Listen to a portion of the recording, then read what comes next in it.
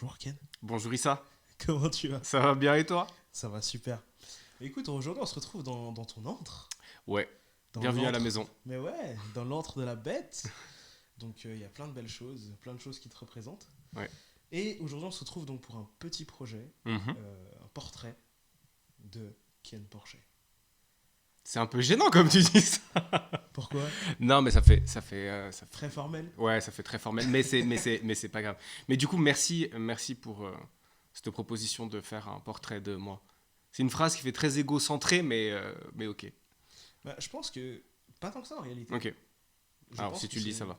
Non, c'est important pour donner un peu plus de contexte. Mhm. Je pense que, au contraire, parfois, il faut opposer l'institution et l'individu. Ouais. Et je pense qu'on a tendance à dénigrer les individus au nom des institutions, alors Mhm. que finalement, ce sont les individus qui font les institutions.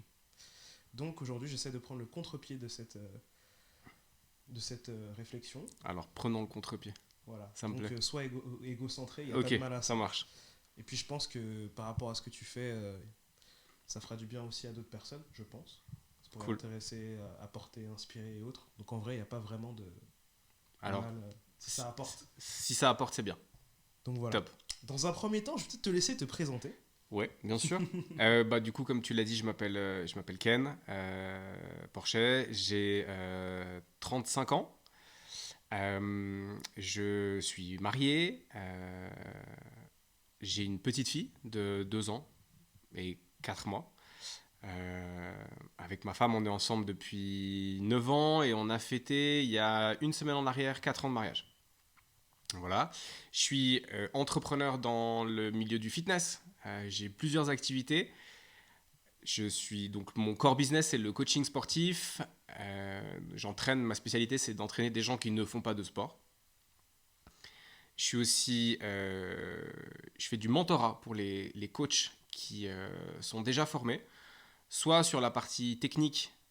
Et dans ce cas-là, c'est comment est-ce que moi je travaille avec ma clientèle et comment est-ce que je peux leur transmettre ça. Soit sur la partie business, comment est-ce que je peux les accompagner dans le développement de leur propre business pour qu'ils soient alignés avec leurs valeurs et leur manière de fonctionner. Et puis, j'ai une dernière activité. Je suis formateur dans une école qui forme au métier du fitness qui s'appelle FitsPro. Je suis formateur expert chez eux depuis bientôt 6 ans. Et je suis indépendant dans le coaching sportif depuis 7 ans. Et ça fait 10 ans que j'ai fait ma reconversion dans le monde du fitness. Voilà un peu dans les grandes lignes le portrait. Ah là, c'est plus que les grandes lignes là. C'est magnifique. Ok, alors, t'as répondu à beaucoup de questions. Ok. Donc c'est cool, c'est très bien. Donc, on va essayer de prendre quand même on va essayer d'être dans un état d'esprit un peu moins formel, je pense. Ok. Tu vas voir que ça va être très cool. Je pense que finalement, à l'inverse, Mhm. à la base, j'avais prévu de parler d'abord de ton activité de coaching, Ok. etc. Je pense que ce qui peut être intéressant, c'est de commencer avec un truc plus light, Ça marche. pour nous mettre un peu dans le mood, entre guillemets. Mhm. Et ensuite, On de attaque. passer aux choses sérieuses. Ça Ok. marche. Alors, première question, ça va être l'un ou l'autre. Mhm. Tu vas juste avoir à choisir entre l'un et l'autre. Ok. Donc, est-ce que tu préfères les podcasts ou les vidéos? Ah, c'est une bonne question ça. Podcast, mais pour une raison pratique.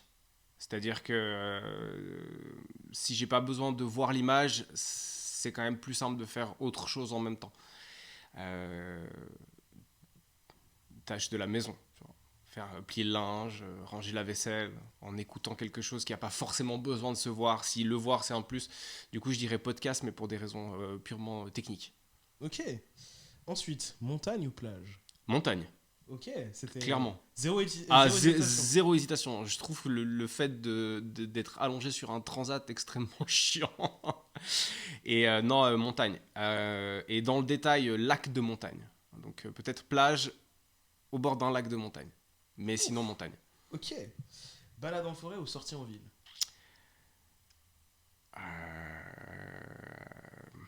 Tu m'aurais posé la question il y a 15 ans en arrière, je t'aurais dit sortie en ville. Et là, je te dirais balade en forêt.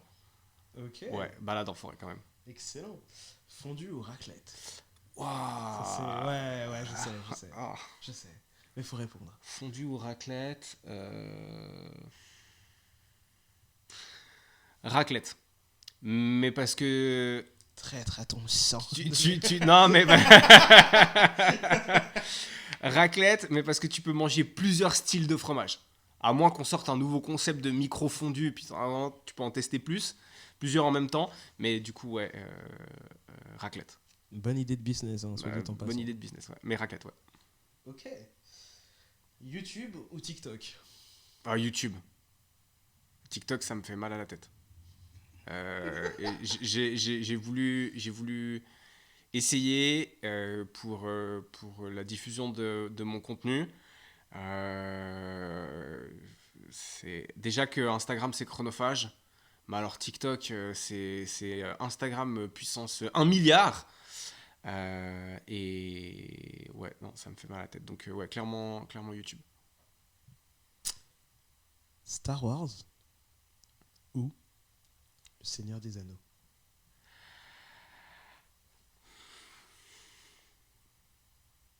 Ces questions sont beaucoup trop compliquées. Je sais. Non, Star Wars. Star Wars parce que il y a un côté émotionnel à Star Wars, c'est-à-dire que c'est mon grand frère qui m'a fait découvrir Star Wars quand j'avais 5 ans. Et voilà, c'est vraiment l'univers qui me fait kiffer.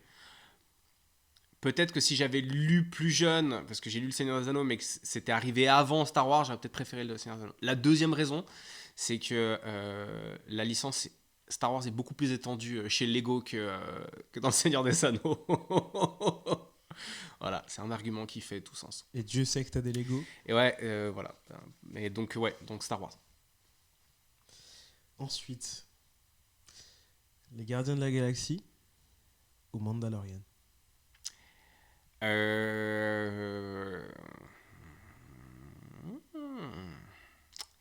J'aime bien les deux parce qu'ils ont les deux un côté un peu anti-héros.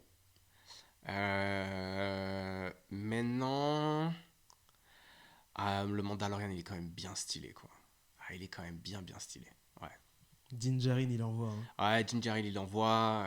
En plus la série est monstre cool. Donc non, ouais, le Mandalorian. Ok. Iron Man ou Batman? Batman. Pourquoi? Les deux sont des playboys, milliardaires, clairement. Les deux sont un peu badass. Après, Batman n'a pas d'armure. Alors ça, après, ça dépend contre qui. Ça dépend contre qui. Parce qu'effectivement, contre Superman, il a une armure. Mais j'aime... Les deux sont badass. J'aime beaucoup... Je trouve que la psychologie de Batman, elle est vraiment intéressante. Le mec qui est complètement fracassé, il est tiraillé. Tu sens qu'il essaye de prendre tous ses paradoxes et puis de les tenir en équilibre. Et je trouve que c'est vraiment intéressant. Ça fait de lui quelqu'un de plus humain, c'est ça? Probablement. Probablement plus humain. Ok, alors je serais curieux de savoir du coup, c'est lequel ton Batman préféré? Ben Affleck? Ils ont tous des bons et des moins bons côtés. J'avoue que le Batman de Christian Bale, il est quand même lourd. J'ai quand même bien aimé le Batman de Ben Affleck. Il est cool. Il est assez cool. Je trouve qu'il fait très bien le Batman un peu plus mature, un peu plus vieux. Pour le coup, peut-être que on va dire peut-être le moins sympa, celui que j'aime le moins, ou que j'apprécie le moins, ça va être entre George Clooney et Val Kilmer.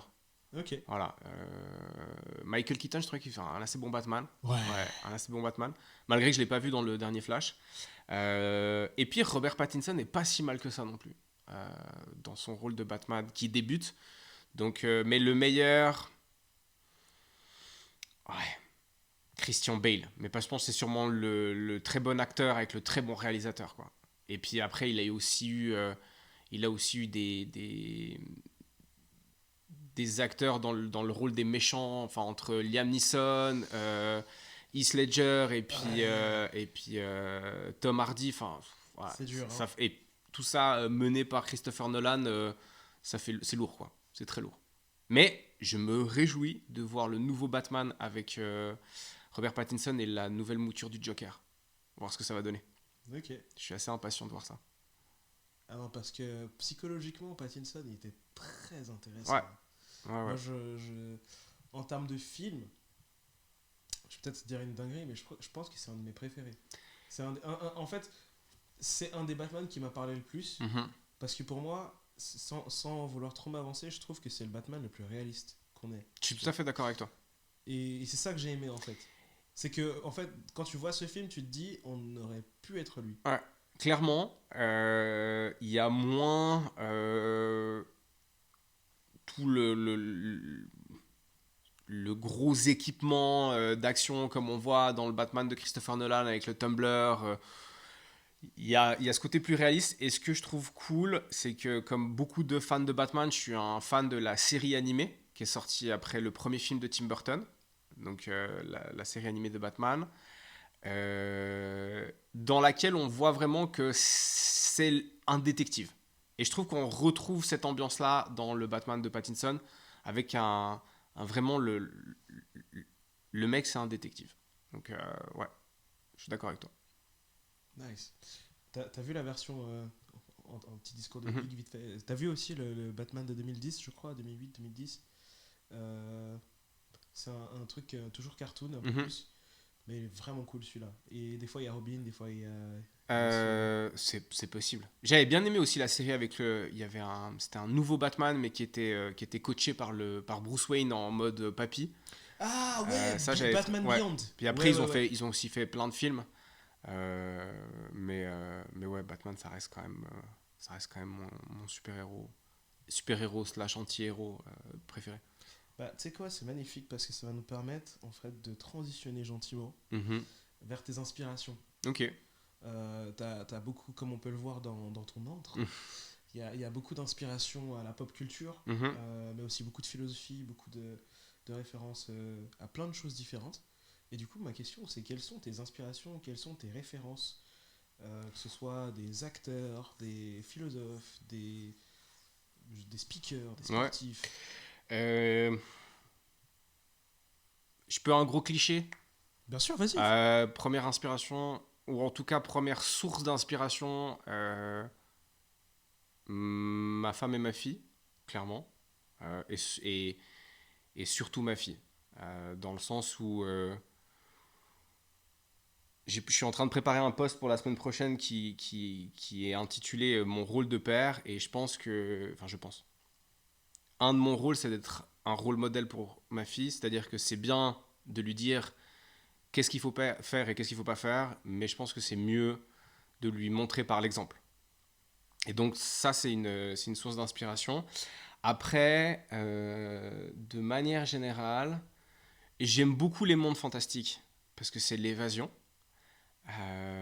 Maintenant, dans les rôles modèles euh, et des inspirations que j'ai. Alors, c'est un peu cliché parce que c'est le monde du fitness, mais je trouve Arnold Schwarzenegger très inspirant. Qu'on aime ou qu'on n'aime pas, déjà le mec est très smart. En plus de ça, je suis admiratif de cette capacité qu'il a de concrétiser sa vision. C'est d'avoir une idée et de ne pas la lâcher aussi dingue qu'elle puisse paraître avant d'être arrivé à son but. C'est un truc que tu vas retrouver chez d'autres grands entrepreneurs comme Elon Musk, comme Steve Jobs, comme des plus vieux avec Carnegie ou Henry Ford ou Edison. Mais voilà, c'est le milieu du fitness, c'est mon industrie, c'est une industrie que j'aime et Arnold Schwarzenegger, c'est un ouf. Après, je trouve les gens que j'ai dans mon entourage aussi très inspirants. Au niveau professionnel, bon, bah, il y a Sean que tu connais bien, il y a Sean Seal, ouais, Sean Upside Seal, Strength. Upside Strength, il y a Flora Viz que tu connais bien avec Find, Saverio Lamenta avec Hip Hop. Alors, j'ai pas la chance de le connaître personnellement, mais Kevin Ferreira, c'est des gens que je trouve inspirants parce que ils font ce qui leur fait kiffer. Je trouve qu'ils le font extrêmement bien et de manière très personnalisée. Et tu vois, et j'ai l'impression, alors pour ceux que je connais, mais moi j'aime l'authenticité chez les gens. Et je trouve que tu sens leur authenticité. Tu sens que leur valeur transpire à travers ce qu'ils font. Et je trouve ça vraiment cool. Je trouve ça vraiment cool. Ma mère est aussi une grande source d'inspiration. Sa régularité, son caractère. Mes potes sont des grandes sources d'inspiration. J'ai la chance, je suis bien entouré, donc je m'inspire de tout le monde au quotidien. Mais de manière générale, je dirais dans les grandes stars, ouais, Arnold. J'aime beaucoup, on en parlait avant, Tom Hardy ou Christian Bale, parce que c'est des acteurs qui sont très très bons dans leur domaine, mais tu t'en entends pas souvent parler à part quand ils font des films. Et je trouve cool, ils font leur taf, sinon ils mènent leur vie tranquillement. Mais donc voilà. C'est intéressant ce que tu viens de dire. Est-ce que tu apprécies ça parce que c'est quelque chose aussi que tu aimerais avoir dans ta vie? C'est-à-dire être connu pour ce que tu fais, par exemple, Mhm. mais avoir quand même cet accès à une certaine intimité? Alors oui, dans le sens où je veux être exposé si c'est un choix. Tu vois, je fais le choix de produire du contenu sur les réseaux sociaux. On fait le choix aujourd'hui de faire ce projet. J'ai comme volonté d'être connu dans le milieu que je fais, donc d'avoir une certaine popularité. Mais je supporterai pas d'être. Alors, ça n'arrivera pas, mais je trouve que la vie de star où tu es tout le temps pourchassé par tout le monde, ça doit être horrible. Donc, non, j'aime bien avoir mon havre de paix. Donc, ouais, si c'est un choix de s'exposer, c'est bien. J'aimerais pas y être forcé. Typiquement, je ferai jamais de politique.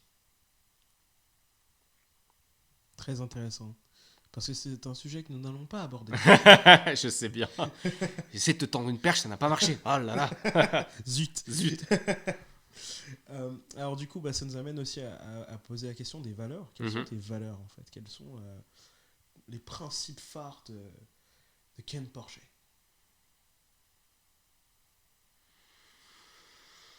Euh, L'authenticité. Euh, la bienveillance. La bienveillance. Et puis le respect. Je pense que c'est déjà pas mal. Ouais. C'est cool. Ouais, je C'est dirais cool. bienveillance, authenticité et respect. Et est-ce qu'il y a des principes auxquels tu déroges jamais dans ton éthique de travail, dans ton rapport aux gens est-ce qu'il y a, vraiment des choses qui sont ancrées en toi ou des aspects moraux peut-être auxquels tu vas jamais déroger même si on te met un couteau sous la gorge, je sais pas. Euh, Ne pas aller contre mes valeurs. Voilà. Ne pas aller contre mes valeurs que j'ai évoquées avant. Ça, c'est un truc que je fais pas. Parce que qu'on soit d'accord avec le comportement que j'ai, avec ce que je dis ou avec ce que je fais, c'est pas tellement la question, n'est pas tellement là. C'est moi à la fin de la journée, je veux pouvoir me coucher et m'endormir tranquillement en sachant que ce que j'ai fait était juste par rapport à moi, mais aussi juste par rapport aux autres. Euh, donc typiquement, si j'ai un client qui me demande, tu vois, par exemple, je sais pas, j'ai un coach que je suis pour le développement de son business, puis il me dit, bah voilà, je veux pouvoir gagner tant dans tant de temps, et du coup, je vais te payer pour que tu m'aides. Bah, même s'il me propose beaucoup d'argent et qu'il a un délai qui est trop short, bah, je vais dire non, ça va pas fonctionner. Parce que je veux pouvoir me coucher le soir et puis me dire, bon, ce que j'ai dit, c'était juste. Donc ouais, ne pas aller contre mes valeurs. Mais je pense que c'est un truc assez répandu, je pense. Je sais pas, peut-être pas. Bon. Très intéressant. Bah, tu sais quoi, c'est très intéressant parce que moi j'avais aussi à cœur de te demander alors quels sont quelle a été la pire expérience que tu as vécue en tant que coach par exemple? Euh, Écoute, je suis pas trop à plaindre, dans le sens où j'ai vécu beaucoup de belles expériences. Il y a eu des moments où forcément c'était plus compliqué que d'autres. Euh, Maintenant, oui, j'ai vécu des moments de solitude. Typiquement, alors c'était en formation, mais c'était une des premières formations que je donnais. Et je devais intervenir et la thématique c'était la méthodologie de la musculation. Et je me suis dit, bah ça va aller tranquille. Et je me suis dit, je vais y aller au talent. Ça c'était une erreur. Et en fait, j'ai eu un blanc au moment de commencer mon cours. Voilà. J'ai eu un blanc au moment de commencer mon cours et j'ai eu l'impression de toute la journée euh, d'être en train de me débattre dans un espèce de sable mouvant dégueulasse. Et ça, c'était pas évident. Sinon, en coaching, oui, j'ai eu une cliente pendant un moment, pendant 3 ou 5 séances, où j'avais l'impression que, je sais pas, Doctor Strange avait sorti la pierre du temps et avait décidé de bloquer le temps pendant cette séance. Et je voyais pas le temps avancer et il n'y avait pas d'atome croché avec la personne. Je lui posais une question ouverte, elle me répondait par oui ou par non. Enfin, c'était compliqué. C'est très compliqué. Mais sinon, de manière générale, des vraiment grosses situations problématiques, pas. À proprement parler dans le coaching. Après, oui, bien sûr, quand tu as un enfant en bas âge, que ton enfant dort pas, que tu as passé toute la nuit réveillé et puis que tu dois aller bosser le lendemain, c'est pas forcément évident. Mais sinon, non, de manière générale, ouais, Covid, quoi. Ouais, voilà. C'était un peu chaud, mais ça allait, quoi. Ça allait. C'est quoi la plus grosse bourde que tu aies faite en tant que coach dans ton expérience de...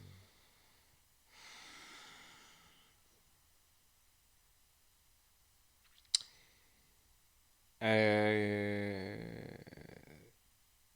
J'ai interrompu la séance d'une coach qui était avec sa cliente pour corriger la cliente.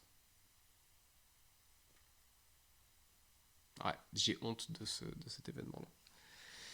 Je venais de commencer, elle était en train de faire de la boxe avec sa cliente, et puis en fait, je voyais qu'elle n'engageait pas assez bien les hanches, et en fait, j'ai interrompu la séance pour aller corriger la cliente.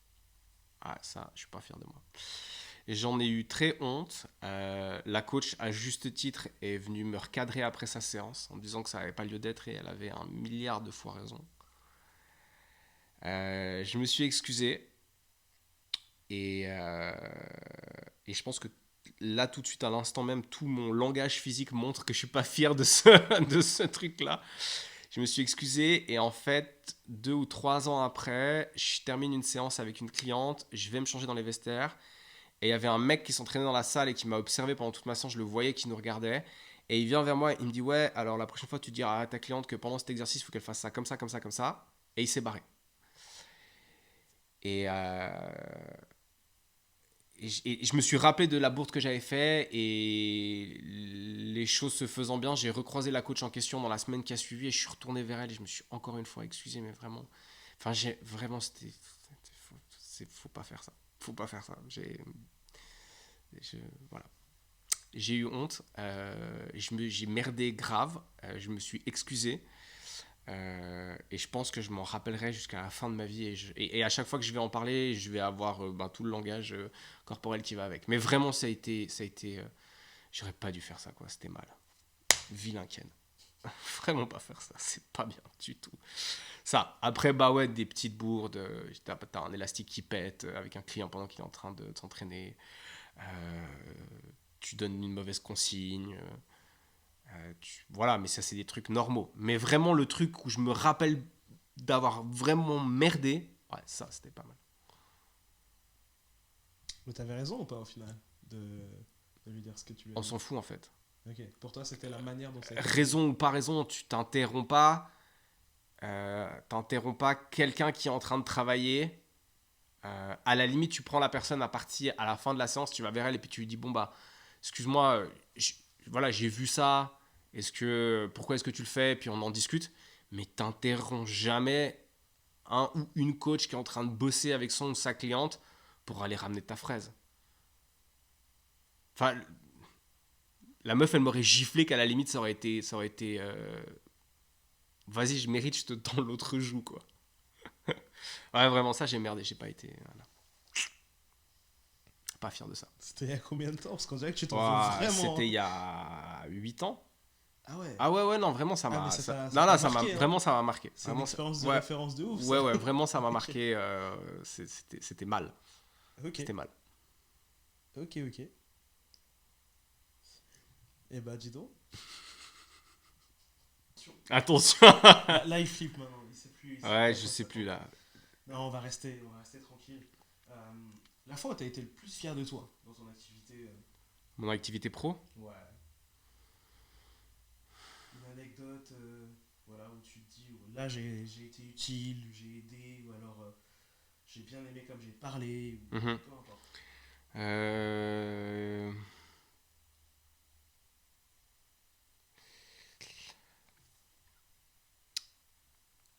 alors, de manière générale, je suis fier du chemin que j'ai fait parce que de base, euh, alors, sans pour autant vouloir dire que j'ai tout révolutionné parce que c'est pas le cas, mais euh, d'être régulier, d'être indépendant, de vivre de mon business, ça, c'est quelque chose qui me rend fier parce que dans le milieu professionnel ou à l'école, j'étais pas très studieux. Dans le milieu professionnel, j'étais pas super engagé. Tu vois, j'avais un peu mal à la tête. Et j'appelais mon chef, je disais ouais, je reste à la maison. Voilà. Donc ça, de manière générale, je suis assez, je suis fier du chemin que j'ai parcouru.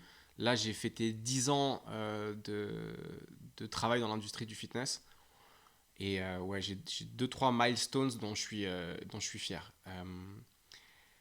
Après, ce qui me rend fier et ce qui me satisfait, c'est quand les gens me disent que j'ai été un des acteurs de leur changement et que j'ai été une des pierres à leur édifice. Donc voilà, ce côté où vraiment tu as la reconnaissance des gens, ça c'est quelque chose qui, me, qui crée chez moi beaucoup de satisfaction.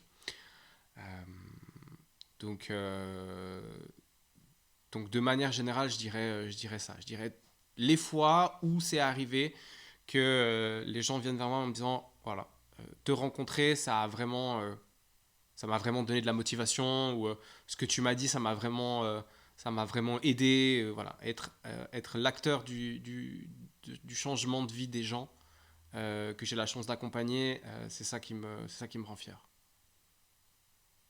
Ok. Après une situation en particulier, j'ai été spécialement fier de moi quand j'ai été engagé par FitzPro, l'école dans laquelle j'avais fait ma reconversion professionnelle en arrivant dans le monde du fitness.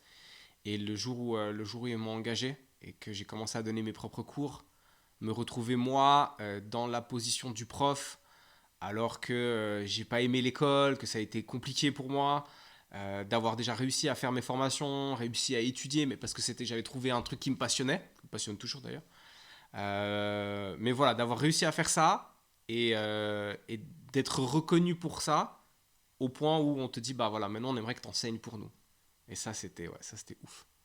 Ça c'était ouf. Franchement, respect pour ça, hein, Mais parce que c'est vraiment voilà. sur la vie, hein. Après, tu vois, pour Nouvel An, ma mère m'a envoyé un message en me disant qu'elle était fière de moi. Ça fait le taf, quoi. Ça fait le taf. Ça fait le taf et mon père, avant de partir, il me l'avait aussi dit. Et ouais, c'est ça. Ça fait le taf. Voilà. Donc je dirais ça. T'as les yeux qui. Ah, tu vois? Tu Ouais. vois? Hein? Je t'avais dit, hein? Mais donc ouais, c'est ça. Ouais, c'est ça. Nice. On va essayer d'adoucir Non, non, le mais truc. ça va pas, ça va. Vas-y, continue, c'est bien. Moi, j'ai pas de. Non, t'inquiète, on va j'ai- adoucir ça avec une anecdote marrante que t'as pu vivre. Une anecdote marrante. Une anecdote marrante. Alors, c'est pas dans le milieu du fitness. Peu importe. C'est pas dans le milieu du fitness. Donc, moi, à la base, j'ai un CFC de gestionnaire de vente spécialisé en horlogerie-bijouterie. C'est mon métier de base. J'ai fait mon apprentissage, après j'ai fait le gymnase, après j'ai fait du courtage immobilier, et puis je me suis retrouvé à bosser dans une bijouterie de luxe au centre-ville de Lausanne. Et le dress code, bah, c'était costard, bref. Et je crois que c'est la première semaine, limite je me demande si c'était pas le premier jour. Mais il y a un display de montres à porter pour l'amener à la réserve. Parce que bah, tu vois, tu changes les décos des vitrines et tout. Et je prends le display, je le monte, je veux pour le poser au sol, et au moment où je me fais mon squat pour le poser au sol, j'ai mon pantalon qui craque. Mais genre, il se déchire ça depuis le haut de la ceinture derrière jusqu'à l'entrejambe. Et donc, je redescends dans le magasin en me faxant contre les murs. Je vais vers ma chef, puis je fais ouais, excuse-moi, je viens de craquer mon fut, il faut que je rentre à la maison. Et donc voilà, je suis rentré à la maison, j'avais noué ma veste de costard autour de la taille pour pas qu'on voit que j'avais le cul à l'air. Et je suis rentré à la maison comme ça. Ça a été, ouais, ça a été un moment assez sympa. C'est une anecdote drôle. Voilà. Tu m'as demandé un truc drôle, je te raconte un truc drôle. J'ai craqué mon futal pendant ma première semaine de job et je me demande si c'était même pas mon premier jour. Ouais. Ridicule, ne tue pas, comme on dit. Heureusement, parce que sinon ça ferait longtemps que je serais mort. Mais voilà. Donc, mais ouais, ça c'était un. Ouais. C'est gênant sur le moment, mais c'est toujours marrant. Oui, bah c'est quand même drôle quoi. Après, ouais, depuis que ma fille elle est née, des trucs de parents quoi, te faire vomir dessus, choses comme ça. Mais ça Ouais, ça c'est. c'est même pas si drôle que ça quoi. Ouais, c'est Voilà, classique. c'est classique. Mais non, ouais, le craquage du futal pendant ta première semaine de job, c'est pas mal. Excellent, j'adore. Euh, alors, est-ce que tu aurais peut-être un conseil à donner, random comme ça? Voilà. Est-ce que tu as un conseil à donner au petit Ken, par Ah, au petit exemple, Ken. ou à des gens qui. Ouais.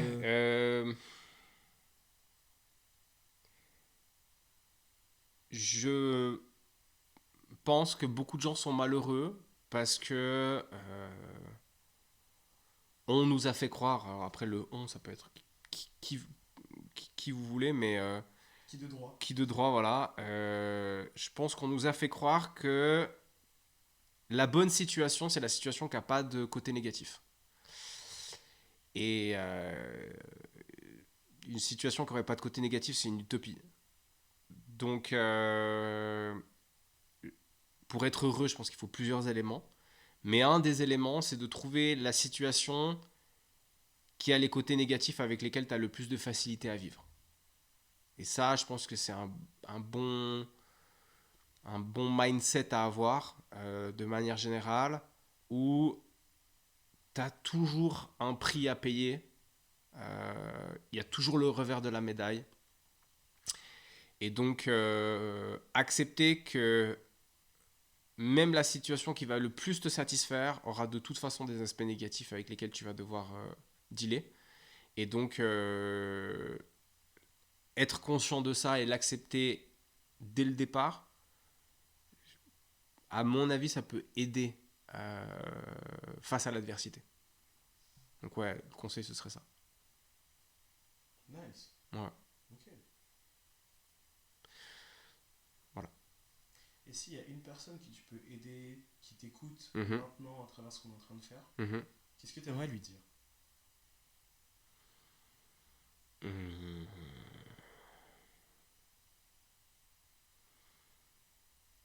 Euh, Bateau mais réaliste quand même, fais ce que tu as envie de faire de la manière dont tu as envie de le faire. Et ne te compare pas mais inspire-toi des autres. On a tous des envies, on a tous une manière de fonctionner, une échelle des valeurs qui est la nôtre. Et je pense que c'est primordial, enfin je pense pas, je suis convaincu que c'est primordial de faire les choses de manière à ce que ce soit aligné avec nos valeurs. D'éviter au maximum les conflits internes. C'est pas toujours possible, Des fois, il y a des aléas, des fois, il y a plus, des fois, il y a moins, mais de manière générale, euh, faire en sorte que ce qu'on fait soit aligné avec nos valeurs. Nice. Ok, ok.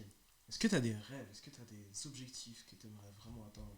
Est-ce qu'il y a des choses vraiment qui te font rêver?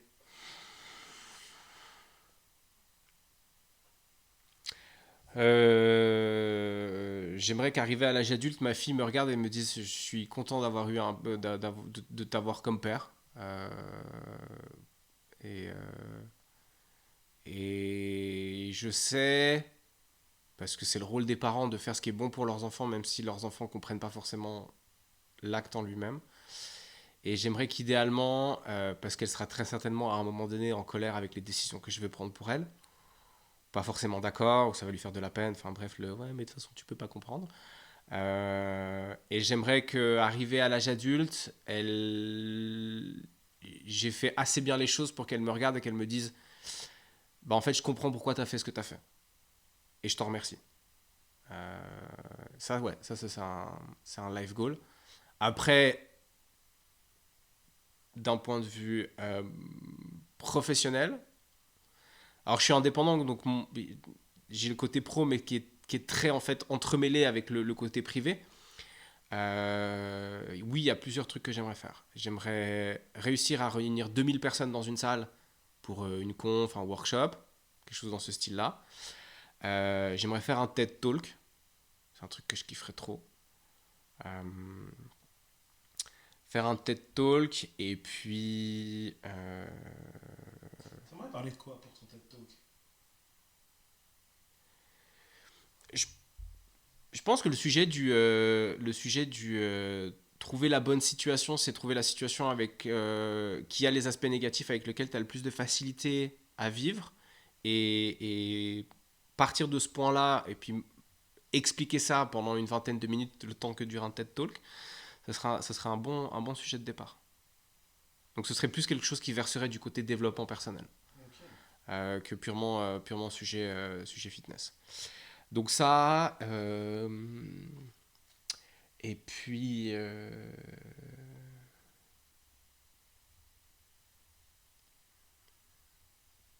ouais, pouvoir continuer à être mon propre patron et faire grandir mon activité pro de manière globale.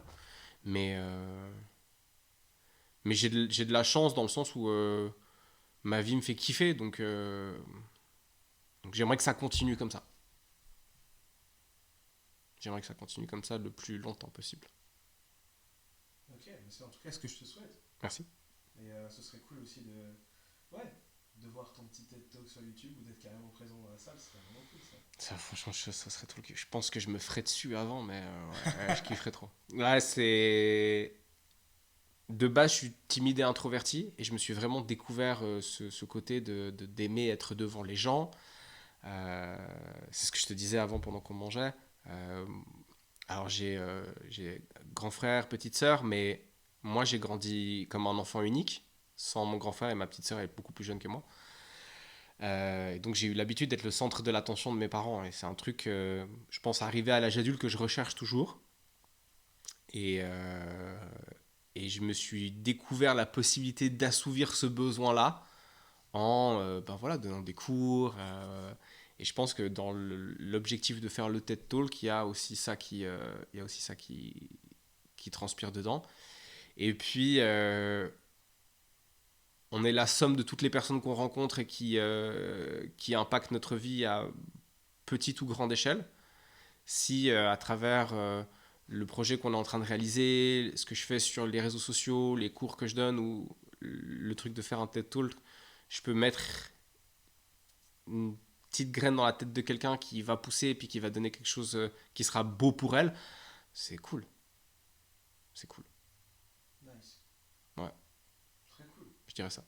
Ok. Tout à l'heure, t'as dit quelque chose d'intéressant. Bon, t'as dit plein de choses intéressantes qu'on va devoir filtrer, malheureusement. Mais t'as parlé de ta femme et de ta fille. Mhm, Et puis, ben, c'est vrai que très souvent, mhm, on a tendance à dire que quand tu as déjà une relation, c'est difficile de travailler sur tes projets en parallèle, Mhm. parce que une relation, ben, c'est très chronophage. Et qui plus est quand tu as un enfant. Mhm. Et donc j'étais curieux d'avoir ta perspective sur la question et de savoir en fait ce que tu as à dire dessus. Est-ce que pour toi, avoir une relation, tout comme avoir un enfant, Mhm. que ce soit une relation qu'avec une femme Mhm. ou alors d'avoir un enfant ou plusieurs, est-ce que pour toi c'est un tremplin Mhm. ou est-ce qu'à l'inverse, bah, c'est un frein pour certaines choses? J'imagine que la réponse sera plus nuancée que ça, Ouais. mais comment tu vois les impacts de tout ça sur ta vie à toi?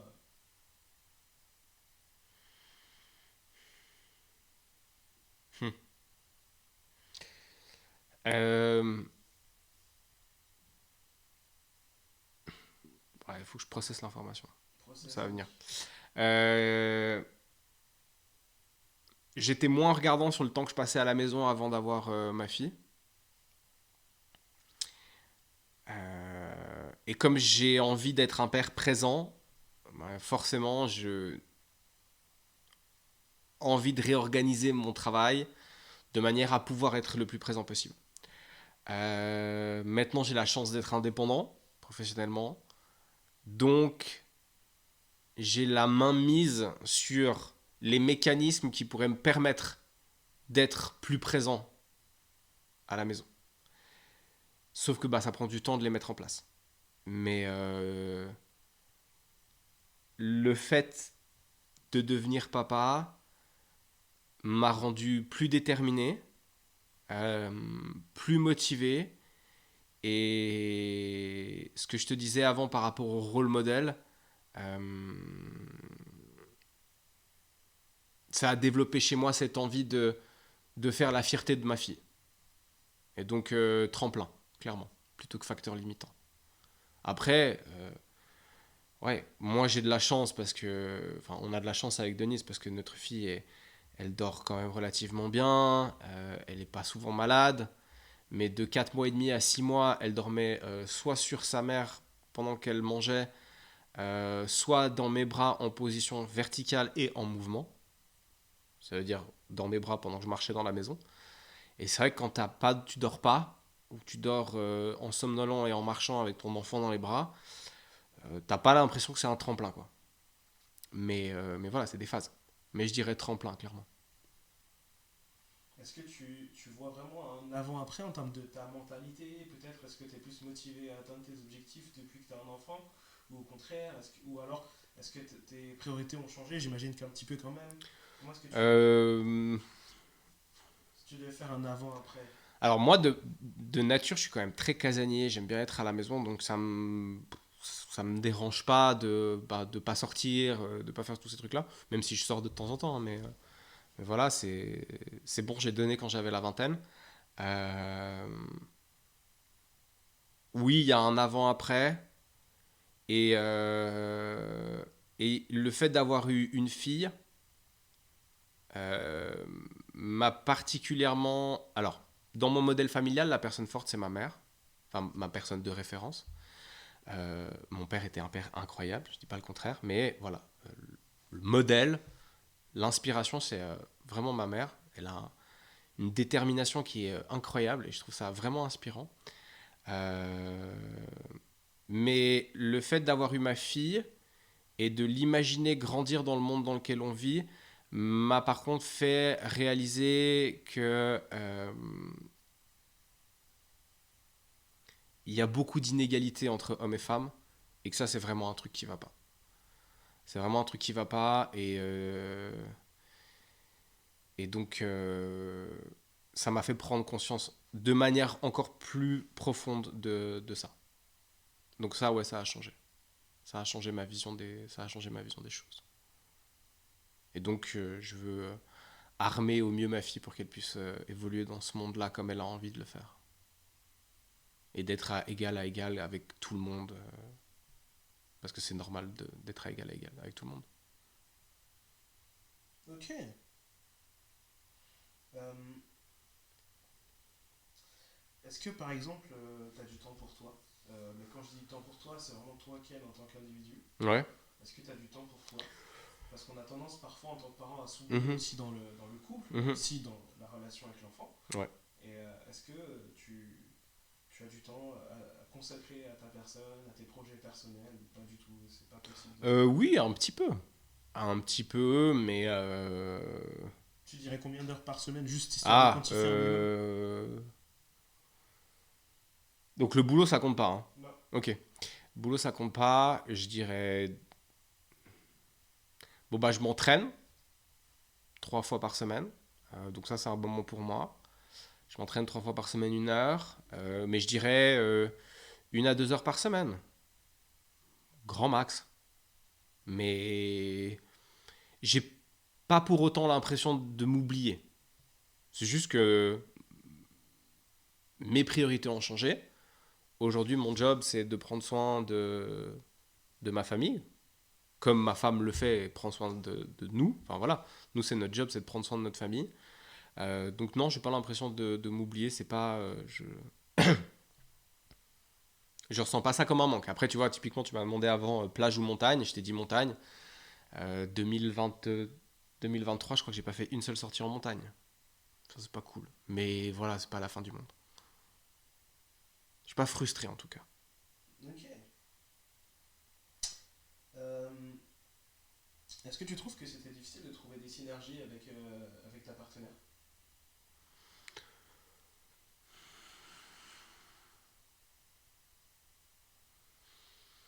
Difficile pas, mais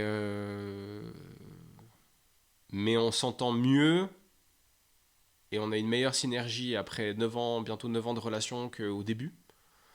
Euh, Objectivement, je pense qu'on est aussi plus amoureux l'un de l'autre maintenant que quand on a démarré notre relation. On s'entend mieux, on se comprend mieux. Donc non, c'était pas difficile de trouver les bonnes synergies, mais les choses se sont... on a travaillé pour que les choses se passent bien et qu'aujourd'hui on ait une relation de couple qui est épanouie. Et qu'on soit, je pense, autant elle que moi, l'un avec l'autre par choix et non par nécessité. Et ça, c'est cool. Dire, enfin, voilà, objectivement, on pourrait ne pas vivre l'un avec l'autre, mais je pense qu'on est et l'un et l'autre plus heureux de vivre ensemble. Wow. Ouais, Et comment t'atteins ça, enfin, quel est ton process, mon entre guillemets, process, bon, comment est-ce que tu c'est... arrives d'un stade où... Parce que c'est vrai qu'au départ, les relations, c'est très chimique. Ouais. Voilà, le coup de foudre, Mhm. voilà, il y a cette fameuse période où tout est beau, tout Ouais, est rose. Et puis ensuite, ben, oui, ouais, gentiment, ouais. il y a... Alors, nous, on n'a pas eu de coup de foudre Ok. au départ. Euh, alors, ce serait top que Denise raconte ça parce qu'elle le raconte très très bien, mais ben voilà, Alors, je te laisse résumer. parler devant caméra, malheureusement, c'est pas son truc. Je te laisse résumer et je me Mais, ferai un plaisir. Franchement, mais, résume et je ouais. me ferai un plaisir de l'inviter une fois Euh, à la convaincre. le premier rendez-vous qu'on a eu, euh, moi quand je suis stressé, je parle pas, et elle quand elle est stressée, elle parle. Donc premier rendez-vous, t'as moi qui suis comme ça.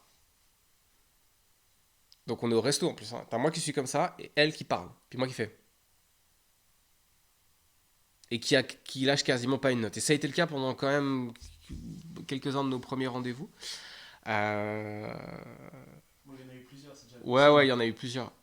Après, objectivement, il y a des choses que tu maîtrises et des choses que tu maîtrises pas. Plutôt que de dire c'est quoi la recette, c'est pourquoi ça fonctionne. Ou en tout cas mon point de vue. On a beaucoup de points communs sur notre enfance, sur les choses, les épreuves qu'on a traversées, même si on vient pas du tout des mêmes environnements. On a beaucoup de points communs sur notre enfance. On a des valeurs qui sont communes. On a des valeurs qui sont communes. Et puis, on est objectivement chacun conscient que pour que ça fonctionne, on doit tous les deux faire un pas vers l'autre. On discute beaucoup, on s'engueule aussi parfois, mais ça c'est normal. Mais on discute beaucoup et autant elle que moi, on fait l'effort de se mettre dans la peau de l'autre pour changer notre position de perception. Parce que si on campait chacun sur nos positions, ce serait compliqué. Euh, et ouais,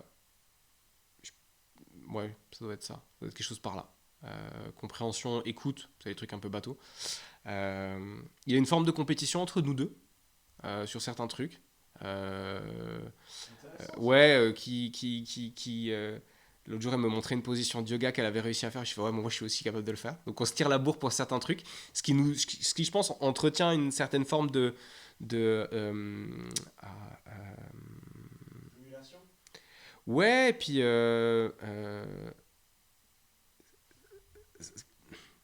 je trouve que c'est sain, en tout cas dans notre couple, cette forme de compète, ça nous fait toujours beaucoup rire. Et ça, je pense que c'est aussi une des raisons de la réussite de notre couple, si on peut dire ça comme ça. Mais ouais, donc j'ai beaucoup de chance. J'ai beaucoup de chance. Ok, stylé. C'est super intéressant ça. Et tu penses que c'est nécessaire d'être complet avant d'avoir une relation? Ou est-ce qu'à l'inverse, tu penses que c'est ta partenaire ou ton partenaire qui te complète? Tu vois, c'est un peu des visions qui s'opposent. Ouais, je pense que toutes les relations que tu as te font grandir euh, dans une certaine mesure, t'apportent quelque chose que tu vas garder ou pas avec toi par la suite.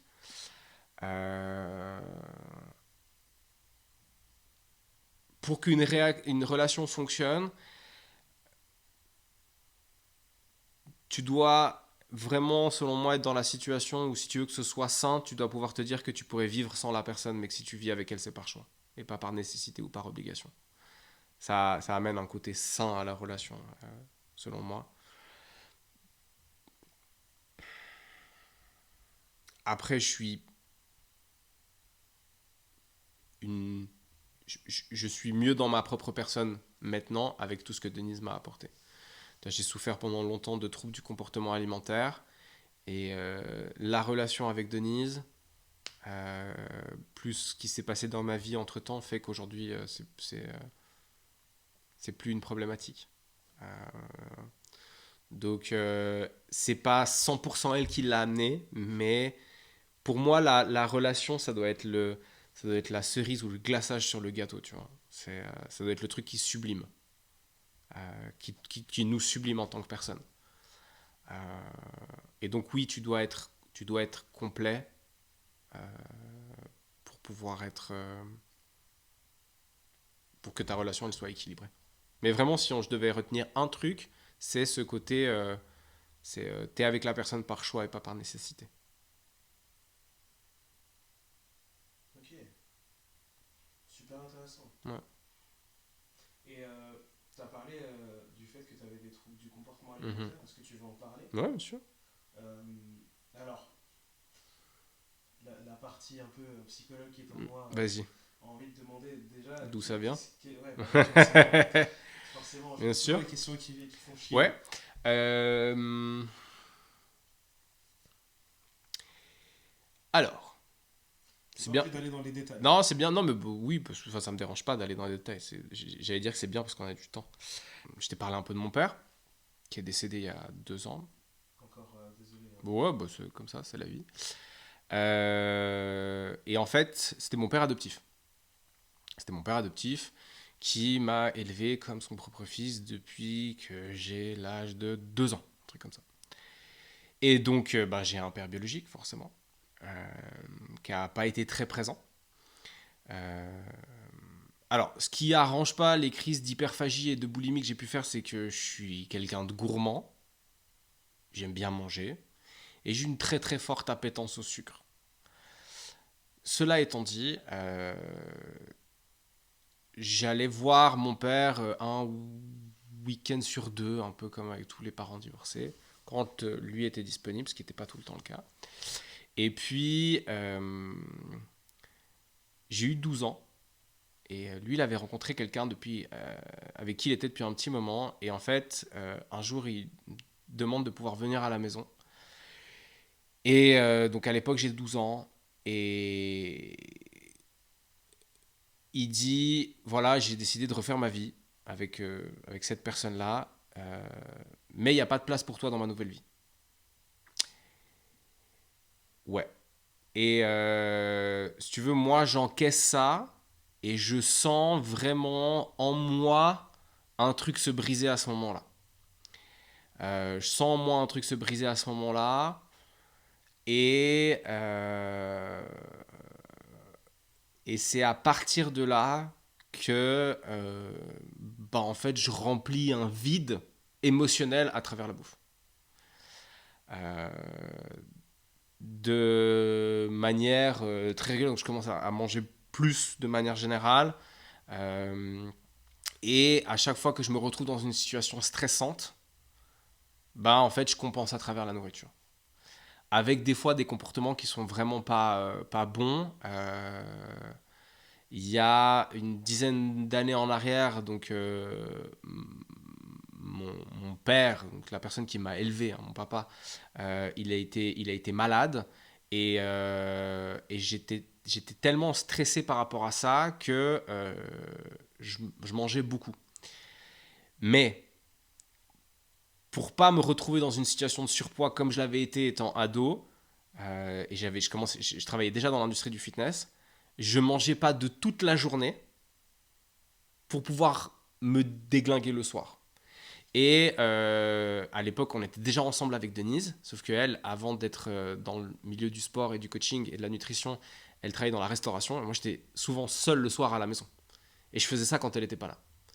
Mais ça donnait des trucs où je ne mangeais pas de la journée, je buvais beaucoup de café pour pouvoir tenir, je m'entraînais pendant 2 heures, et le soir, je me déglinguais au point des fois d'aller me faire vomir pour recommencer à me déglinguer derrière. Et j'ai tenu ces troubles du comportement alimentaire avec des phases plus ou moins importantes pendant, je dirais, un peu moins d'une vingtaine d'années. Mais ça prend naissance à ce moment-là. Ça prend naissance à ce moment-là où tu dis pas ça à un gamin de 12 ans. Quoi. Enfin, tu dis, de manière générale, tu dis pas ça à un enfant. Mais voilà, j'ai un truc qui se brise et du coup, j'ai cherché à remplir avec la bouffe. Ouais. Wow. Et dis-moi, qu'est-ce que tu remplissais? Quel est le mécanisme en fait derrière le fait de manger pour te sentir mieux? Qu'est-ce que ça. Je pense que c'est une question de contrôle. Ok. Euh, Parce que voilà, j'ai perdu le contrôle de ce qui se passait. Je pense que c'est une question de contrôle et et c'est rassurant de manger. C'est rassurant. Et forcément, même si on n'avait pas une relation qui était incroyable, et que j'ai eu la chance d'avoir un papa qui était ultra présent, voilà, qui m'a élevé et qui m'a pris alors qu'il avait déjà eu 2 enfants avant moi. Euh,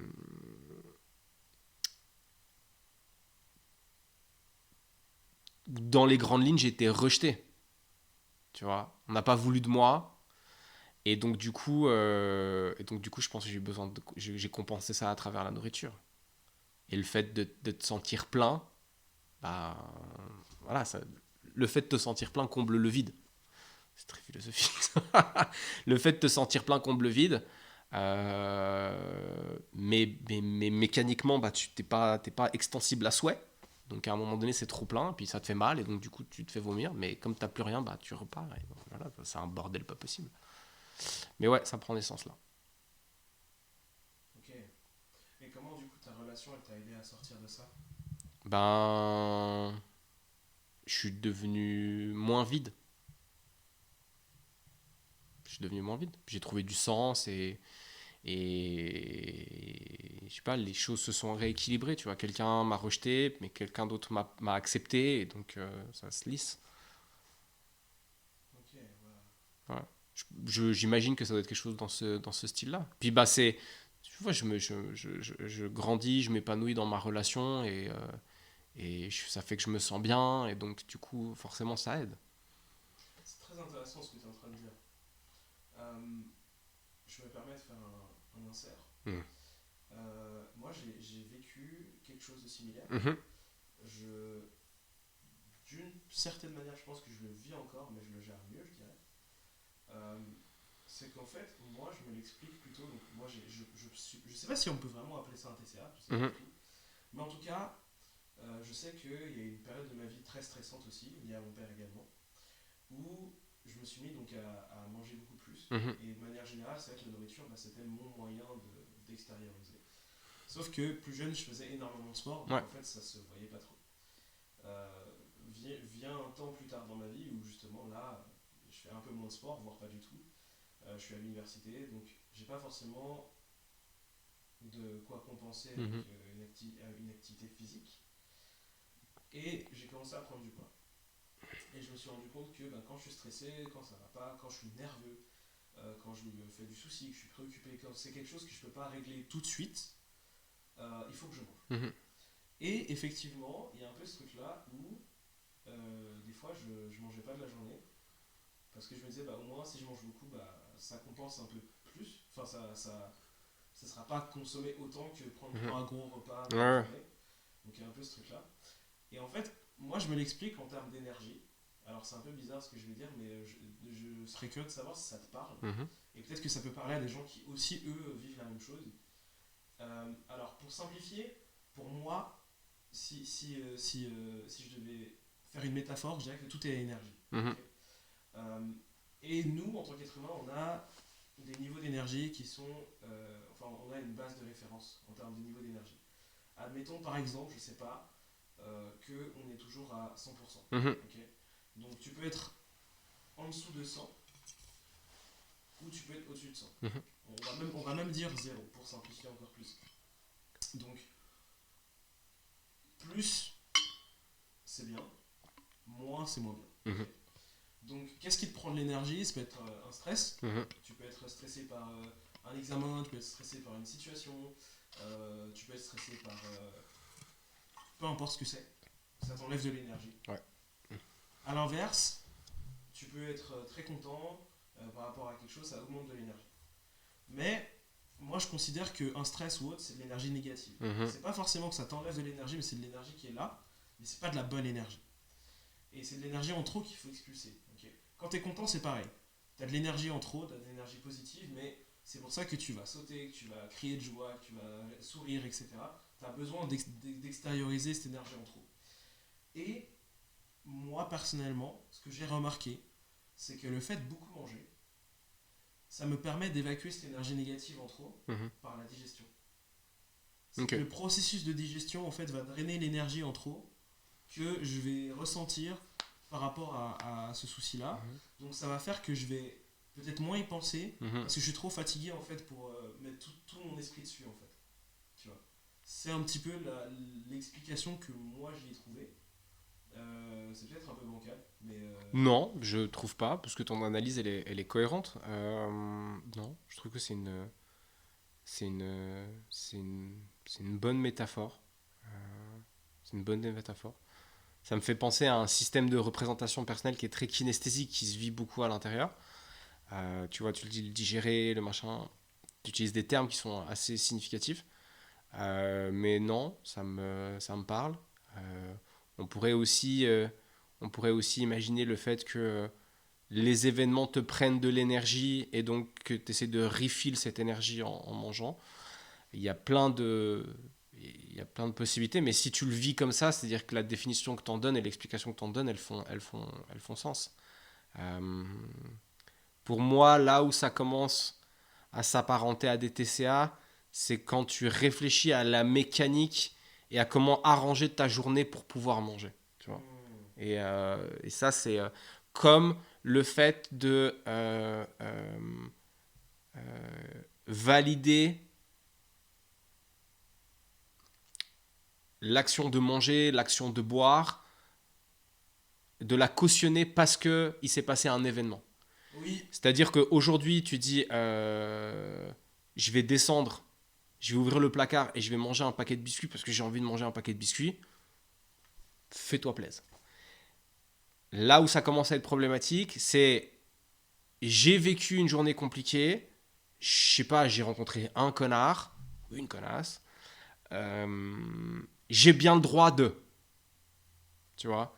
Et c'est là où pour moi ça commence à être complexe parce que t'as envie de boire une bière, t'as envie de te mettre sur le toit, bourre-toi la gueule. Mais fais-le parce que t'en as envie. La problématique, c'est que si tu dis, ok, j'ai vécu une journée compliquée, donc je vais oublier ma journée compliquée dans l'alcool, ton cerveau, il n'est pas débile. Si tu fais ça, il va dire, ah tiens, tout de suite, j'ai moins de soucis. Mais la prochaine fois que tu vas te retrouver dans cette situation, c'est ça qui va appeler. Ça devient une solution. Et c'est à partir de là que ça commence à être... Après que tu le verbalises comme toi, tu le verbalises avec la digestion, le fait d'être trop fatigué pour avoir à réfléchir, le fait que ce soit le fait de se remplir. Après, on le vit chacun d'une manière différente, mais ton explication fait sens. Ok. Ouais. Et quelle solution tu as trouvé pour pallier à ce problème-là, du coup? Euh, Parce que ta relation y est pour beaucoup, mais est-ce que toi, de ton côté, tu as fait des choses Bah, j'ai particulières? grandi. J'ai grandi et j'ai la chance.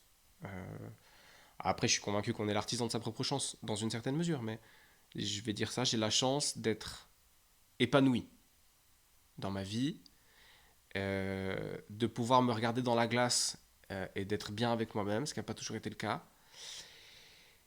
Et en fait, c'est d'avoir de faire la conclusion, d'arriver à la conclusion, pardon, de tout ce qui s'est passé dans ma vie jusqu'à maintenant m'amène aujourd'hui, ici, en face de toi, en train d'avoir cette discussion. Je suis très content de le faire, de pouvoir t'exprimer ces idées-là. Euh, et si les choses avaient été différentes, peut-être que ce moment-là aurait jamais existé. Ou pas, alors. Peut-être dans un multivers, il existe aussi. Mais les choses se sont passées comme elles se sont passées. Et aujourd'hui, on est là. Et je suis content d'être là.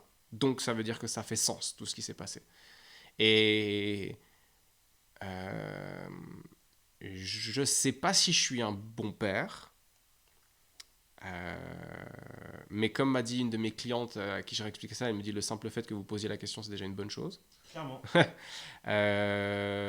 Mais forcément, la relation que j'ai eue avec mon père influence la manière dont je me comporte avec ma fille. Et ça, je pense que c'est plutôt une bonne chose. Forcément. Voilà. J'éprouve un certain respect pour toi dans ta volonté en fait de vouloir rectifier un problème dont tu as été victime. Mm. Essayer de ne pas perpétrer un truc qui t'a fait du mal. Et je sens aussi que dans ton approche, etc., bah, du coup, tu essaies d'être l'inverse de ce que tu as pu vivre avec ton propre père. Mm. Et moi, je trouve ça super legit. Tu vois, enfin, moi, j'ai pas mon avis à donner sur ce qui est legit ou pas, mais Bah, bien sûr que tu as ton avis à donner, enfin, mais j'ai mon avis, mais ouais. disons que c'est pas moi qui vais décider ce qui est legit et ce qui n'est Mhm. pas. Mais ce que j'entends, c'est que t'as plein de schémas différents. T'as des gens qui vont perpétrer ce qu'ils ont vécu parce qu'il y a une espèce de vengeance à prendre, tu vois. Là où toi, tu vas plutôt te dire, ok, moi j'ai vécu ça, pas Ouais. pour ma fille, tu Ouais. vois. Et C'est le sentiment que j'ai. Tu vois, ma mère, elle est née en Côte d'Ivoire. Mes grands-parents étaient partis là-bas quand ils avaient 18 ans. Et ma mère était une enfant un peu turbulente. Euh, et à l'âge de 12 ans, ses parents l'ont envoyée dans un internat en Suisse. Donc à l'âge de 12 ans, elle a quitté sa famille pour arriver dans un internat en Suisse. Ses parents l'ont... Voilà, c'est trop compliqué, vas-y, on te met là-bas. Et elle a compensé ça avec moi. Et pourtant, ma pauvre petite maman, j'en ai fait voir de toutes les couleurs. J'en ai fait voir de toutes les couleurs. Elle m'a jamais lâché. Donc, ouais, j'entends. Soit tu répercutes les mêmes schémas, soit tu fais différemment. Je fais en sorte de faire différemment. donc respect pour ça. Merci. Franchement, c'est cool. Merci. C'est cool. Et ouais, il y a des moments où on peut se demander si ce qu'on fait est bien ou pas, mais je pense que justement, te questionner en fait sur. De la même manière que tu as dit Mhm. pour les TCA, tu vois, si tu justifies en fait ce que tu as vécu pour faire n'importe Mhm. quoi, c'est là où c'est problématique. Alors que si au contraire tu te poses la question, est-ce que ce que je suis en train de faire est la chose la Mhm. plus. Tu vois, je pense que les personnes qui sont mal intentionnées sont pas forcément conscientes. Tu vois, des gens qui sont D'être mal complètement. intentionné. Pas conscientes, mais je pense ils pensent qu'ils ont raison de faire ce qu'ils font. Je pense qu'ils se remettent pas vraiment en question en fait. Alors, il y a un truc qui est. Je pense la programmation neurolinguistique, ça doit te parler. PNL, bien Voilà, sûr. PNL. Il y a Très les bien. postulats en PNL. Et il y a un postulat qui, quand moi j'ai fait ma formation, m'a complètement retourné le cerveau, c'est que toute action répond à une intention positive de la part de la personne. C'est-à-dire que peu importe ce qu'on fait, même si c'est jugé être mal, méchant, tout ce que tu veux, c'est parce que ça fait du bien à la personne quand elle le fait. Exactement.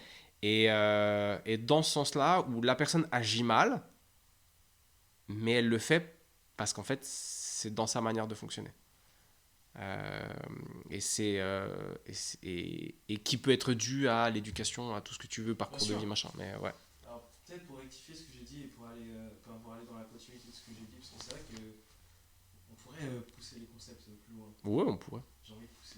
Vas-y. Euh, En fait, je pense, quand je disais qu'ils s'en sont pas forcément conscients, ce que j'entends par là, c'est que déjà, pour moi, le bien et le mal, c'est des notions qui sont vachement associées au plaisir et à la souffrance au final. Mhm. Tu vois. Dans le sens où, pour moi, c'est des concepts très bancals d'ailleurs, Mhm. parce que ce qui est bien ou mal, ça dépend des circonstances. Tu vois. Ouais, ça dépend des circonstances, ça dépend de l'époque, ça dépend de Tu la vois. culture, ça C'est dépend de ça. tellement de Donc, trucs. finalement, j'ai envie de dire, c'est bien pour qui, c'est bien pour quoi et Mhm. quand. Mhm.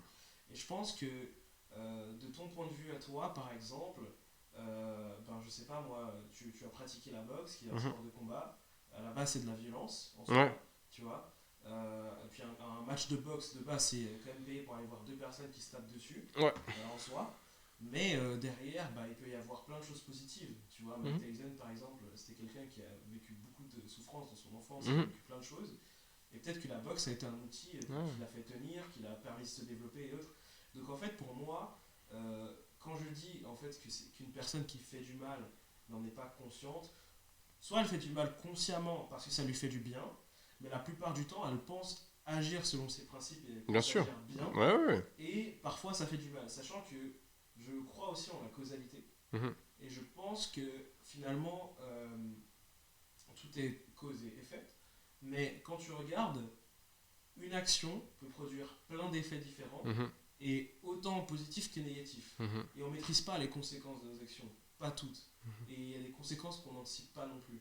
Donc finalement, il y a énormément de choses qui font que quand tu agis, même si tu agis avec une intention positive, la matérialisation de ta pensée en action peut changer la polarité, tu Mhm. vois.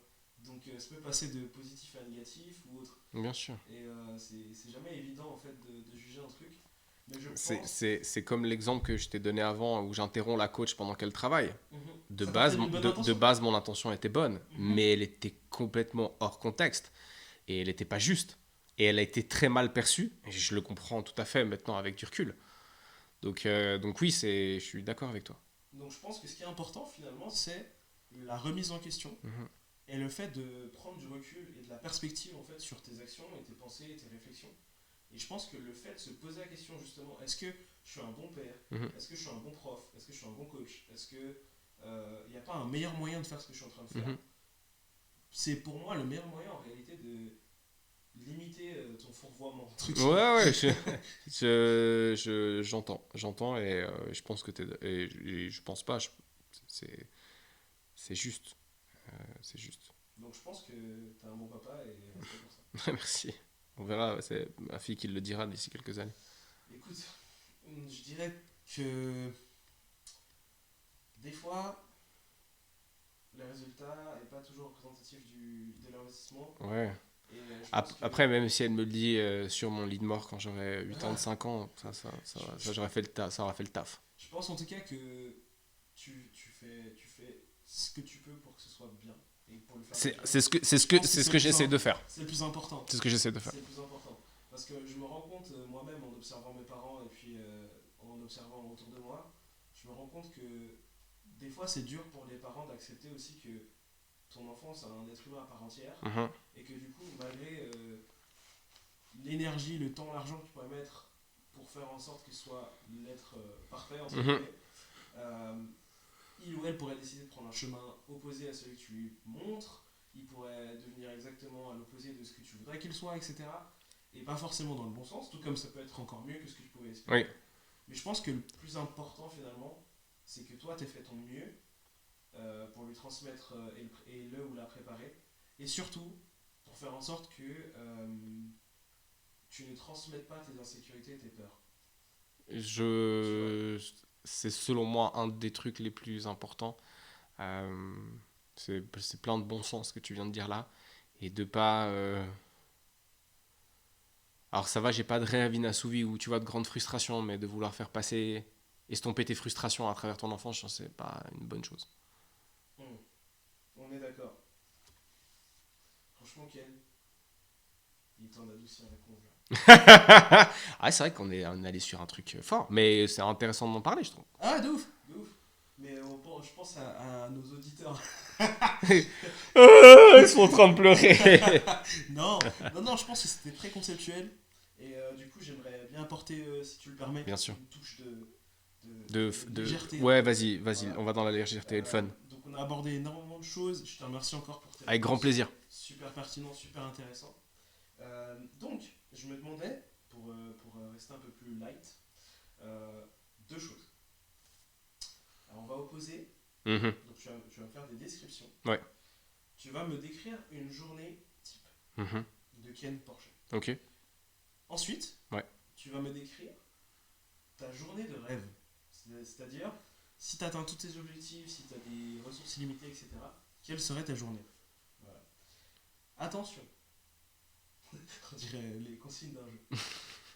Quand tu me décris ta journée, Et la journée type ou la journée rêve? alors les deux, Ok. je veux le maximum de détails. Ok. Quand je dis le maximum de détails, c'est quoi?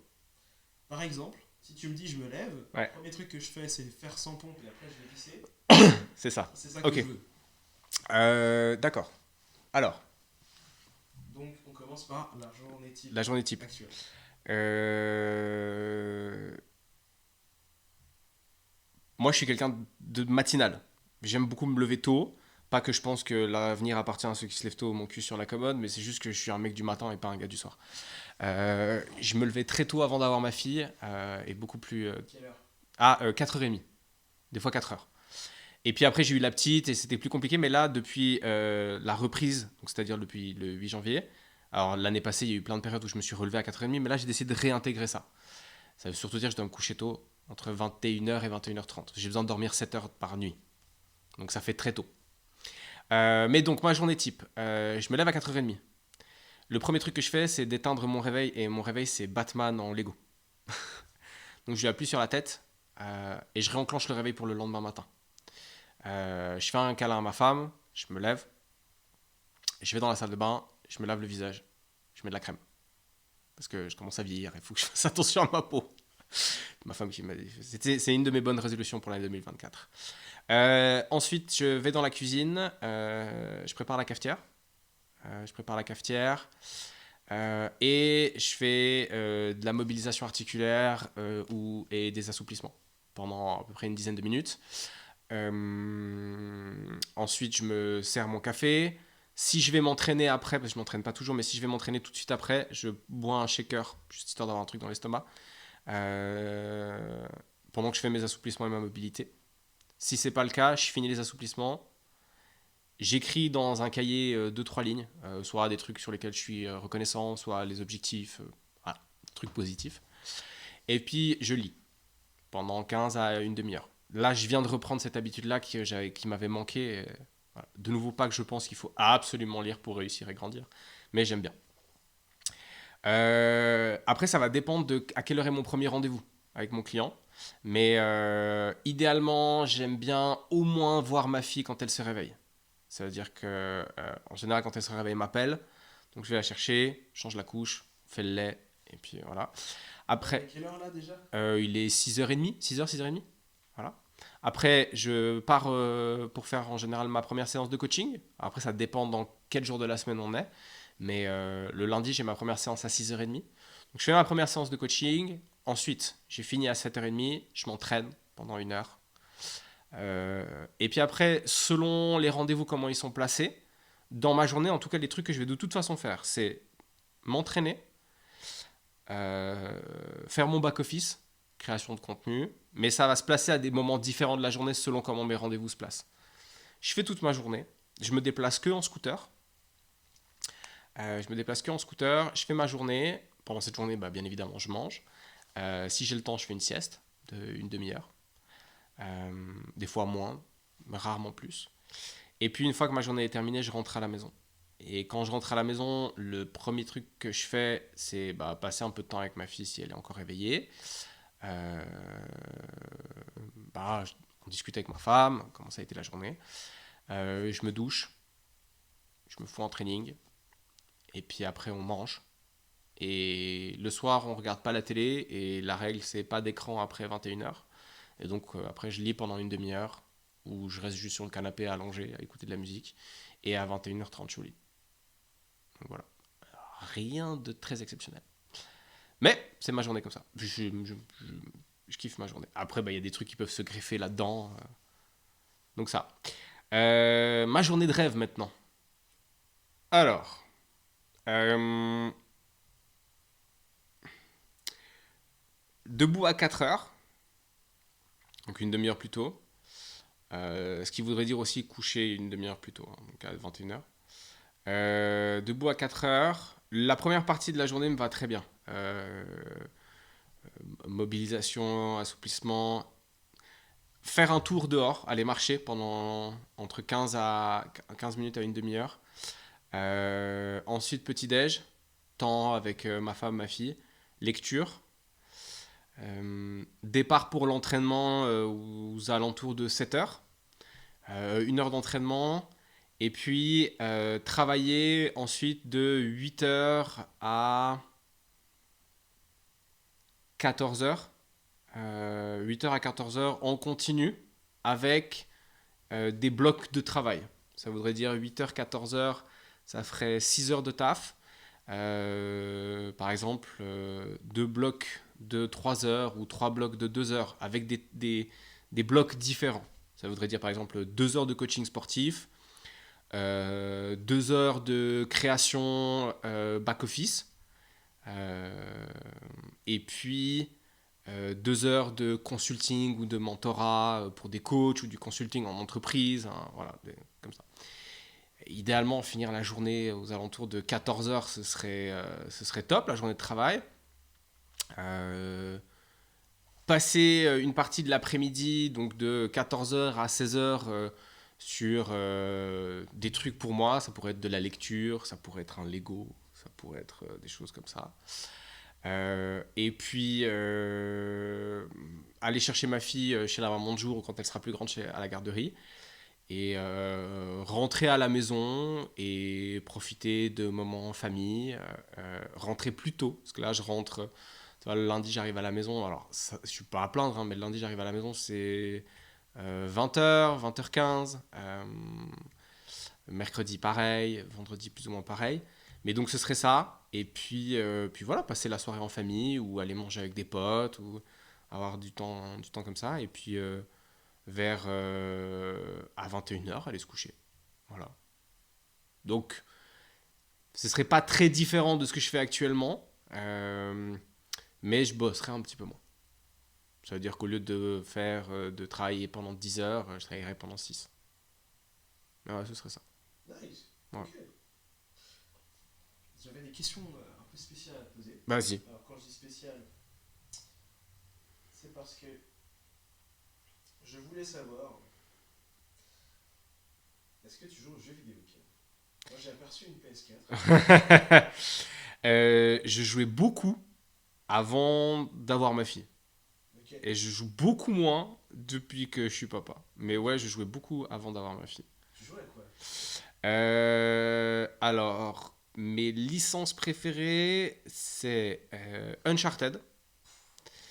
Euh, Alors, simple. voilà, on se serre la main, c'est important. Ça va être C'est important. Ah ouais, incroyable. Mes licences préférées, c'est Uncharted, Last of Us, GTA. euh, Qu'est-ce que j'avais bien aimé aussi? Days Gone. Euh, voilà, en général, c'est des jeux Solo, histoire, solo, histoire, euh, zombie post-apocalyptique ou aventure. ouais, ou aventure. La série de jeux vidéo Batman, Arkham. ouais, Arkham, Ok. machin, dinguerie. Je l'ai faite 2 fois d'ailleurs. Mais c'est en général des jeux solo qui qui nécessite pas une grande vitesse d'exécution, tu vois, à la Call of Duty, parce que je suis une chèvre, donc c'est pas possible.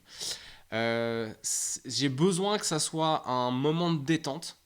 Tu vois, typiquement God of War, beaucoup trop complexe pour moi, avec trop de trucs à faire à côté, à droite, à gauche. J'ai besoin que ce soit simple. Voilà.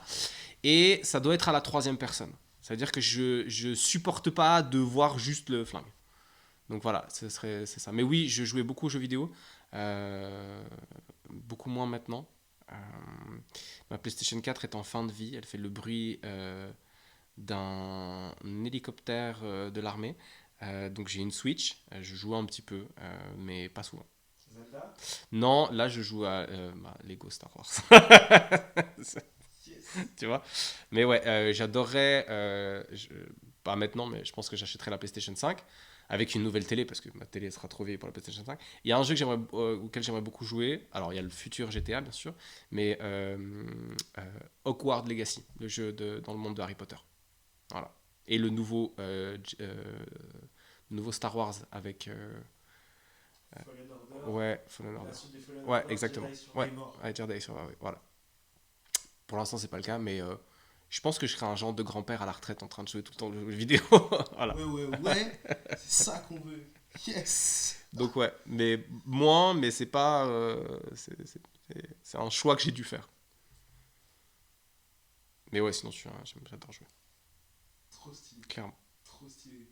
T'inquiète, on va te remettre dedans, tu vas voir. Excellent. Moi, je kiffe. Là, tu vois ce que c'est. C'est parti.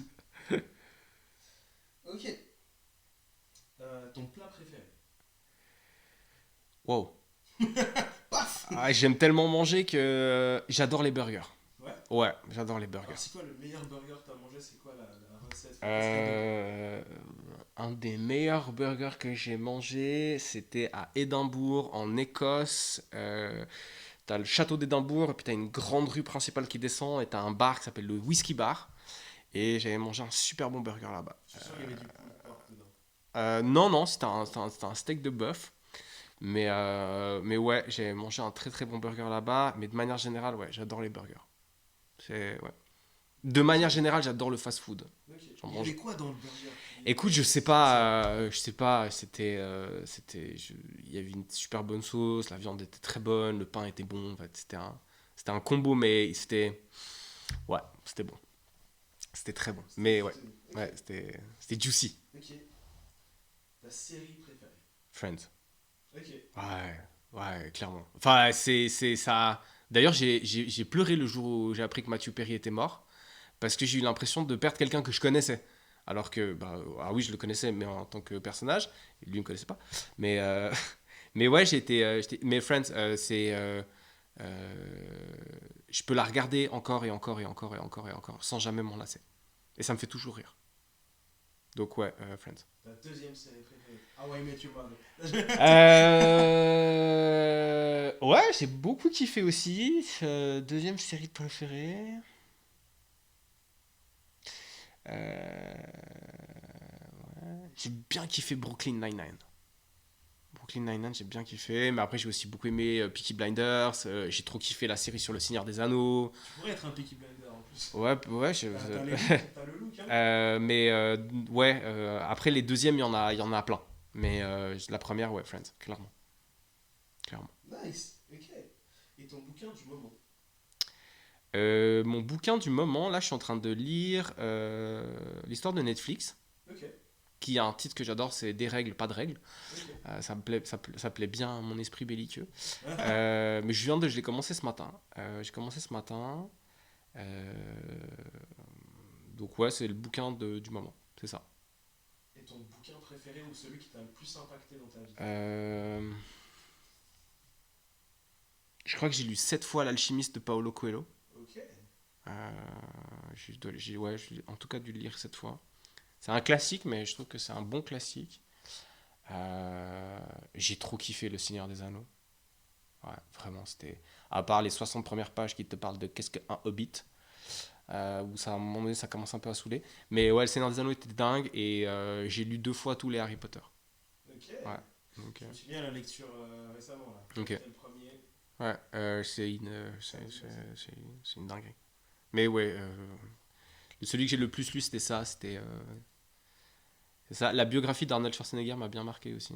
Euh, pour en revenir à lui. Mais ouais, L'Alchimiste de Paolo Coelho, je l'ai lu et relu. Et oui, Sapiens de Yuval Noah Harari, c'était une dinguerie aussi. Voilà. Très stylé celui-là aussi. Ouais, très très stylé. Ok, nice. Ok, Ken. On arrive gentiment à la fin. Yes, Donc, j'ai deux dernières questions. avec plaisir. L'une est très simple, l'autre, pas tant que ça. La première, donc, c'est quel est ton talent ou tes talents en dehors du coaching?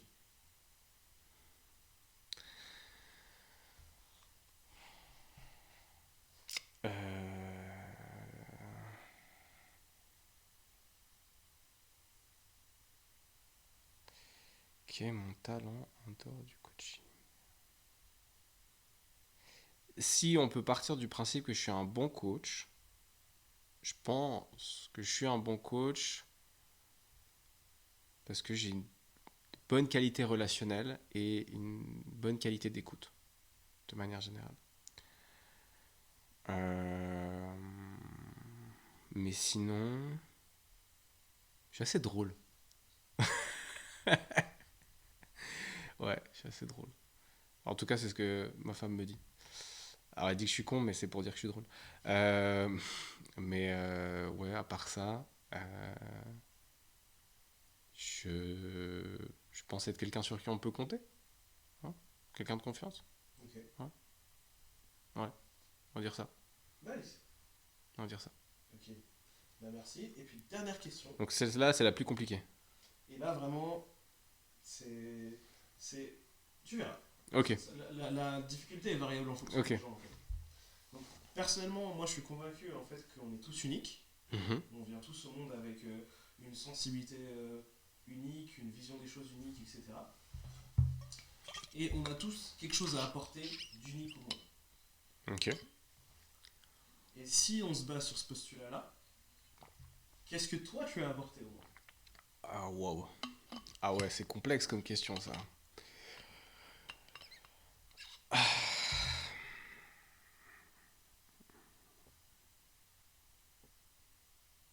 Qu'est-ce que j'ai à apporter au monde ou qu'est-ce que j'aimerais apporter au monde?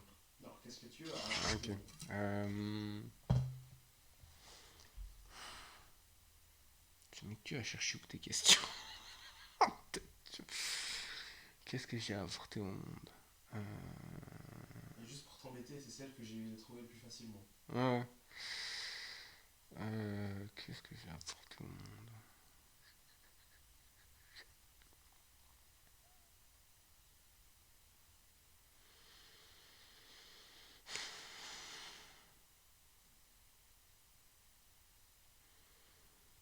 Euh,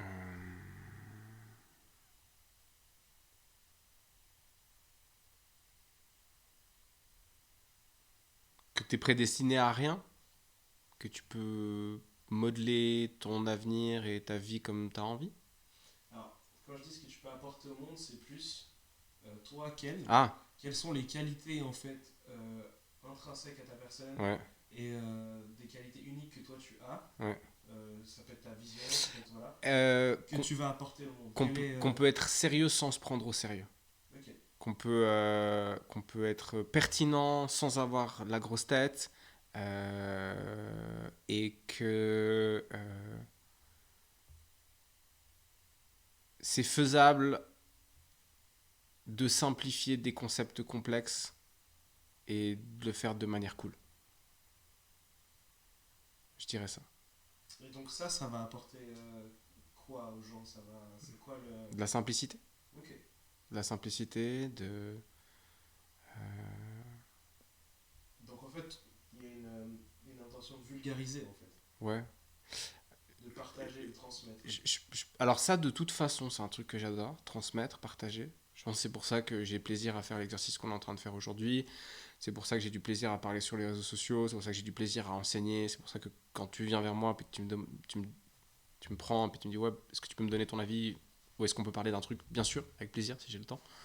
Et si j'ai pas le temps, on retrouve un moment. Euh, Mais dans l'absolu, je pense que les choses sont pas si compliquées que ça. Il y a des choses qui sont complexes. Envoyer un satellite dans l'espace, c'est complexe. Mais je dis, de base, à mon avis, on a tendance à beaucoup complexifier les choses. Et les choses sont pas si compliquées. Et donc, j'ai envie de faire comprendre ça aux gens. Je suis assez d'accord avec toi. Je pense que finalement, les choses complexes, en fait, c'est juste un amoncellement de choses simples. Ouais. Et que finalement, si tu dissèques, bah, c'est plus facile. Donc, ouais, je dirais ça. Un peu de légèreté, un peu de simplicité. Parce que je pense qu'on en a besoin. Puis, c'est important de ne pas se prendre au sérieux. Donc, ouais, peu de légèreté. Nice. Mot de la fin? Merci, ça. Merci. Mot de la fin.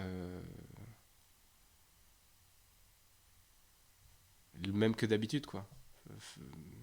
Essayer autant que faire se peut de faire un truc qui nous fait kiffer. Prendre du recul quand les choses ne vont pas pour être capable de voir ce qui peut être amélioré. Et